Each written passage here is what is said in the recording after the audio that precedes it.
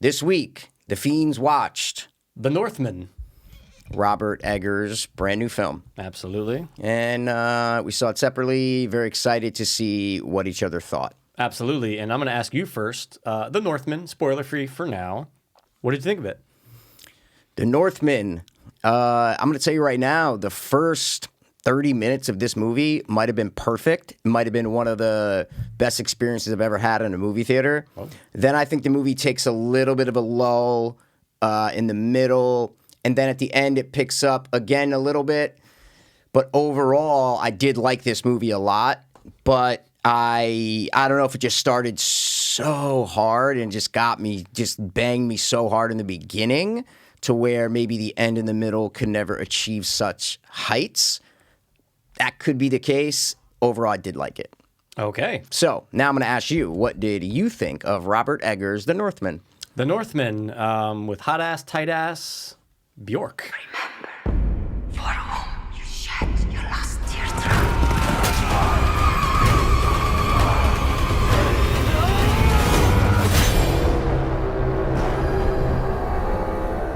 I really liked The Northman. I know what you mean, though, because I had that same thought about the intro just being awesome. But overall, I really didn't have too many problems with the quote-unquote slowness of it, which a lot of people did have. I thought it was like action-packed just enough. It's a familiar tale, so you kind of saw where it was going, but I think everybody did a stellar job in it, and I really did enjoy The Northman. Okay, cool, man. Yeah, so it looks like we're on the same page. We're in the same book. We're definitely we're probably on the same page. Yeah, exactly. Yeah. Exactly. What did you think of Skarsgård just overall? I thought Skarsgård was really good. I think the story is cool because you don't really see a lot of mainstream Viking movies. The show, but you don't really shows for sure. Not really a staple of this is the go-to Viking movie where the wardrobes are authentic, the language is authentic, the land is authentic, everything. If people are into that mythology in that time, they're like, nope, bang, checking off every box. You know, like a Gladiator or other time periods that have been depicted well on film. I don't think Vikings really have. So I think it was good to have this kind of movie be a mainstream release. Yeah, that's true. I mean, shows, forget about it. There's one new one every week. Yeah. Every fucking station or platform now has a Viking show, but you're right. So I think that you can see, obviously, Robert Eggers, you know, we are a fan, speaking collectively for us, because I know we both are, but he just, obviously, A, knows how to make a film, right?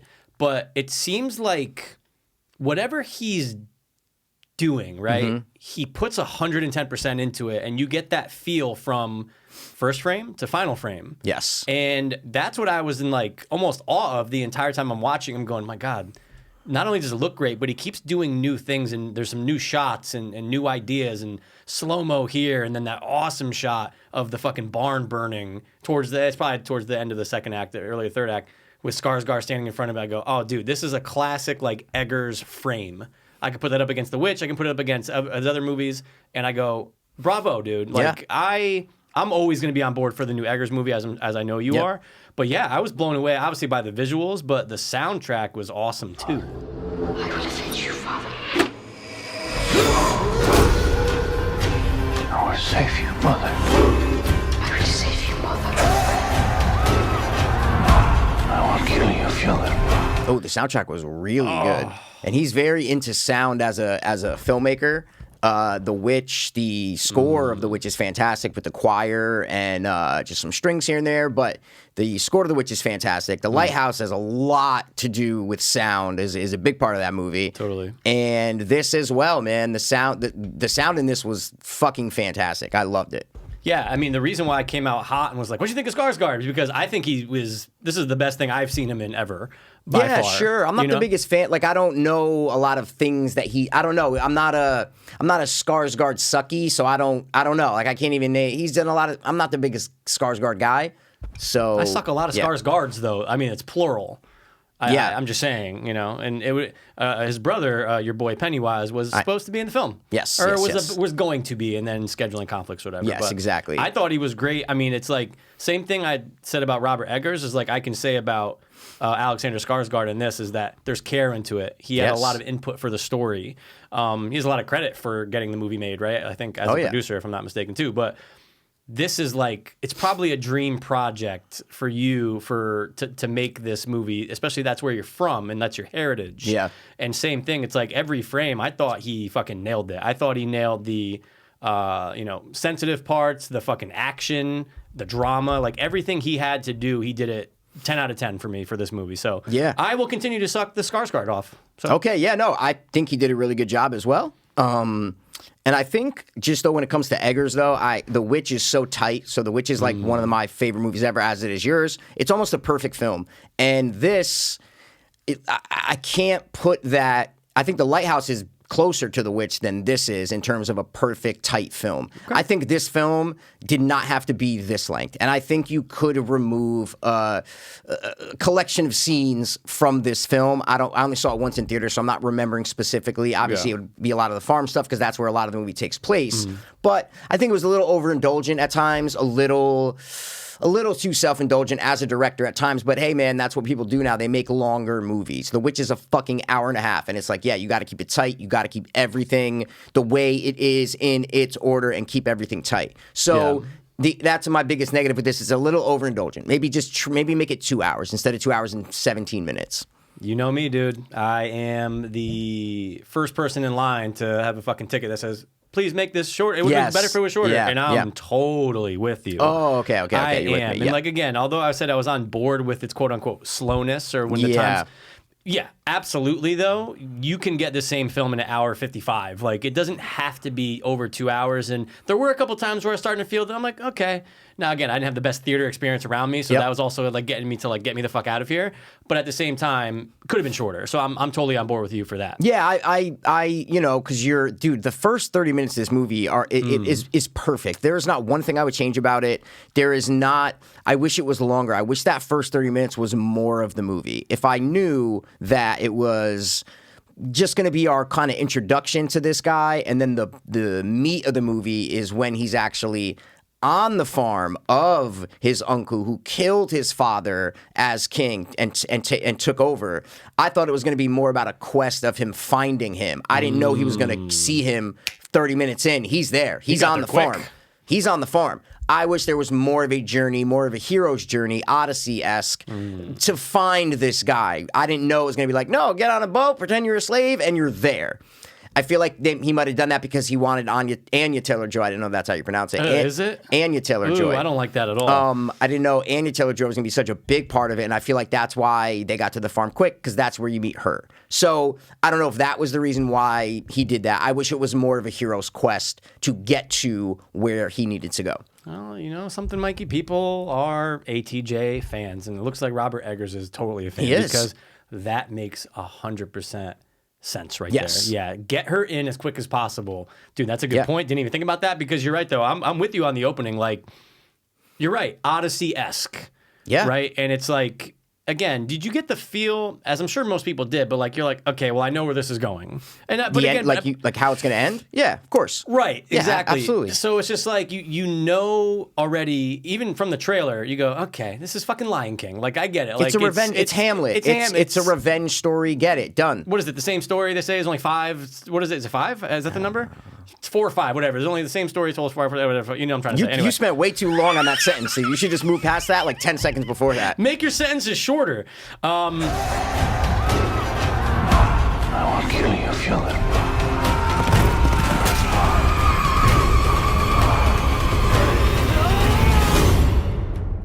And yeah, so at the opening, you go, well, I know this is going, so what are you going to do in the middle to fucking, reach over and Jamie O during it? And you're right, the opening 30 did. And I think a lot of that has to do with showing Amleth as a young kid and then evolving into the warrior. Like, you can jump right to that. That part's fine. Okay. But I think you're right. If they don't get to the farmhouse right away, they could make it more of an actual fucking epic. Yeah. to get there. And that could be the end of the second or middle of the second act. And Sure.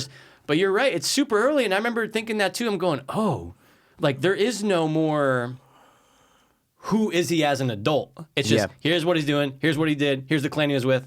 Now he's on the boat, and there's ATJ. Yeah. So, dude, I didn't even think about that with ATJ and how they got her in so early. Yeah. But, dude, a good fucking point. Thanks, man. I'm calling Yeah. Robert Eggers tomorrow, and I'm going to tell him what you said. Back to the first 30 minutes, though, I loved how, and obviously we know the story, like you said. So it's like, all right, well, why are we watching this then? If we know what's going to happen, why are we watching this? Why do we care? What the fuck? If we literally know what's going to happen in the story, why are we watching it? Right. We're watching it for every other aspect of the filmmaking. How is he shooting this? How are they acting this? What do the costumes look like? What do the landscapes look like? What are we experiencing as we're watching a movie? So that's why we can watch stories that we know the ending to and where they're going to go for those reasons, because it's not told the same every single time. Yeah. So in his movies, you appreciate all of that stuff. He might be the king of the oneer right now. There are so many oneers in this movie that I was like, holy shit, these oneers are fantastic. And obviously there's the action ones that people will remember, but then there's dialogue ones that I'm sitting in the theater going, they haven't cut yet. Yeah. They haven't cut yet. They haven't cut yet. They haven't cut yet. And it was blowing my mind how many dialogue oneers or just walking and talking oneers that he did in this movie. The action ones were fucking flawless. Oh, yeah. But also, it's just, if you notice them more, you're like, damn, this is some acting. Like, because they have to remember all these lines and nail every single one of these beats. So it's not just the action oneers, it's the other oneers that I fucking sucked off all day.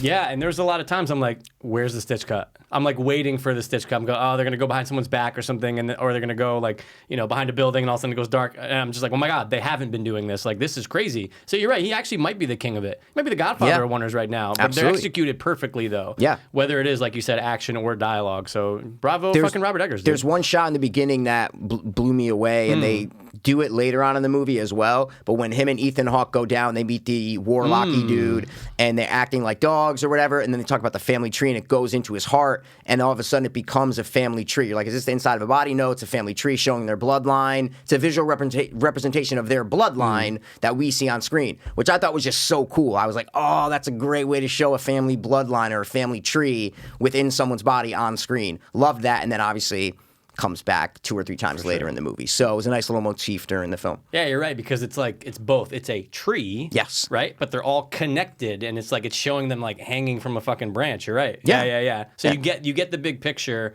and then it does come back later with his kids. Yeah. Yeah, exactly. That was awesome. You're right. That was a good shot, because you're like, whoa, they're obviously tripping, right? Like did they drip? Yeah, he made them, there's a lot of tripping in this movie. To get into the mythology of this movie and the things that are happening and the words that are using, you would literally have to study Norse mythology and be able to break all this stuff down, because everything has a reason behind it, and they're doing everything based on some sort of historical or legend things that have happened in the past. But we don't know them, so I'm just trusting that Robert Eggers knows what he's doing with there. I'm not going to question any of the shit. No, dude, I know one word, and it's fucking skull, and that's when they fucking drink. Yeah. It's well, like, and that's the Vikings, the Minnesota Vikings chant. That's what I'm saying. that's skull yeah, chant. Yeah, I knew that from the show Vikings. I'm an asshole.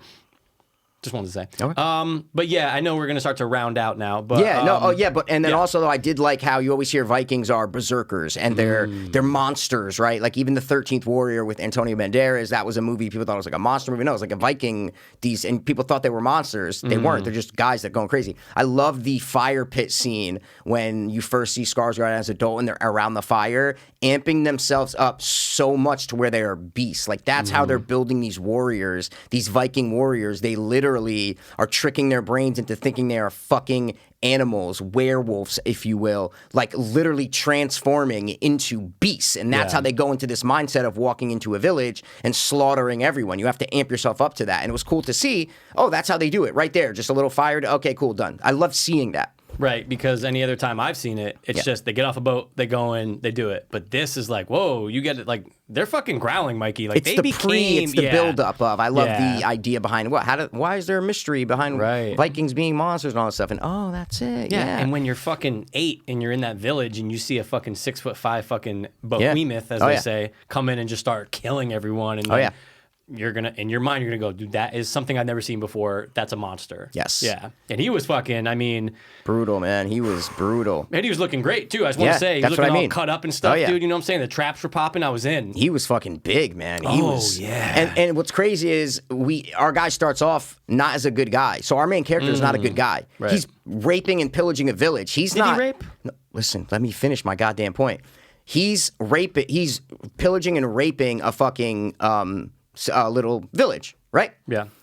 He's not raping innocent girls, right? And he's not killing innocent women and shit, but he's not doing anything to stop it. Usually your main character is are the good guys, not the Yeah. anti-heroes, or the good guys, the ones that you want to root for and stuff. And I'm like, wow, he's not a good guy in the beginning of this movie. He has no love. All he knows is hate and anger. And that's how you see it in the beginning of like, well, all right, I'm on this guy's side, but like you're just watching them kill children right here and rape women and you're not doing anything, but you're just walking the other way. Like, come on, man. That's how much hate. He has zero love in his heart. And then he makes obviously the transformation throughout the movie to know what love is. So I like that arc that he starts a different way than when he finishes. Yeah, because he has one mission. Yes. Right, and it's eventually to get back there. Yes. But how long was he running with this crew, though? You know what I'm saying? Like, obviously, we don't see him. It just join- says years later. Yeah, Oh, yeah, it did say years later. Yeah. So who knows? Yeah, Yeah. that's the missing years there. And that's a group, if I would say, I mean, I'll join immediately if I need to, you know what I'm saying? Oh, yeah. Because I want to be on their side, not the other side. Oh, That's no, what I'm 100%. going to say about that. So then, all right, what do you got? Ending or something? What do you got? I like the ending. Okay. Yeah, I knew. Okay, well, I will say this, in spoilers, obviously. We're assuming you guys seen it. Spoilers, guys. I didn't think he was going to die until he had the scene with Anya Taylor-Joy revealing that they're going to have kids, and it's like, I'm saying goodbye to you. He's running my away. blood. Yeah, I'm yeah, like, yeah. oh, he's going to die. Yeah, then that's when you knew he was going to die. Yep. And I'm like, he's going to kill the uncle. Yeah. I mean, what are we doing here? We know this. Yeah. He's going to kill the uncle. Oh, and he yeah. does. But it was a cool, nice little naked battle at the end at the like awesome fucking set piece, though, right? Absolutely. In a volcano, fucking ash, and they're jumping over fucking lava naked. Chops the guy's head off. I felt like the decapitation, though, wasn't earned. Like, it was almost too quick and easy. Okay. But that's just me being nitpicky, and I Yeah. don't know shit about Okay. fucking combats with, hand-to-hand and swords and stuff. Okay. But I was like, oh, it was really quick. I thought it was going to be a little bit more brutal, but it's fine. He look, everything culminated to the ending. He killed his uncle. We're good. His family lives on. Hot-ass, tight-ass ATJ. He's going to have his kids. Mm-hmm. Movie over. I was satisfied with it. Okay. What about you? No, yeah, kind of. Oh, okay. I'm with you on Okay. that. Yeah, Okay. no, absolutely. I like the ending. You knew it was going to take place in a lake of fire. So I'm like, you knew he wasn't going to kill him at certain points. Right. But one scene that literally made me react was when his uncle, the owner of the farm, was about to kill the slaves for colluding with him. And then all of a sudden, he's on the top of this hill and he fucking screams and I am the name. And then he's like, I am here to kill you. And fucking, bro, I got like chills in I was like, he screams, he's like, oh, and I'm like, oh shit, dude. And they start running. That part was so visceral and real that it got me. I loved that part where he was running down the hill charging at all of them. And then obviously the ending, like you said, yeah, I was totally fine with it. Nothing wrong with it. I like how they both died. Not one, I was like, oh, wait, is he going to die? That's crazy. If the uncle doesn't die, that's nuts. So, but I liked it. It came to a nice conclusion. And overall, I did like the film. I just think the beginning was way better than the rest of the movie. The energy, the pacing, everything in the beginning was better than the rest of the movie. And the rest of the movie was still good. It just, that first 3 minutes is fucking like literally perfect. And we didn't even mention Willem Dafoe. I mean, what are we doing here? Your fate is set and you cannot escape it. He was great. Oh He was my great. God. The man, you can put him in a fucking anything. You can put him in a sack and you don't even see his face. You go, I know who that is, and he killed it. He is so fucking good. Love I him. hope Robert Eggers makes 10 more movies and Willem Love Dafoe's him. in every single one of them. Love him. Yeah. All right. Scores? Let's do, I gotta go first for scores? Go score. What do you got? I'm gonna give this movie a 8.2. 8.2. Okay. Yeah. All What right. about you? I'll go 8.5. Okay. So, Mikey, guess I'll what? go 8.5. Not only are we in the same book, we Okay. are on the same page. That's what I said at the beginning. I Guess know, what? okay, but now it's solidified. It's solidified. Okay. Yeah. That's it. All right, guys, listen, we're going to wrap up, or we are going to what? We're going We're gonna go over to the extended version. to, which is our podcast. So you're going to search Fiends Watch on your podcast app or Spotify. Sure. Or you can click the link in the description and listen to us talk about this movie for more, because we're going to break it down and get into a little more heavy and deep. Fuck yeah, we are, dude. All right. Thanks for, I don't know, fucking shipping and Viking and buy the watch one more time. As always. We're going to be back next time, unfortunately, with not a hot-ass, tight-ass Skarsgård. Fuck. We won't be.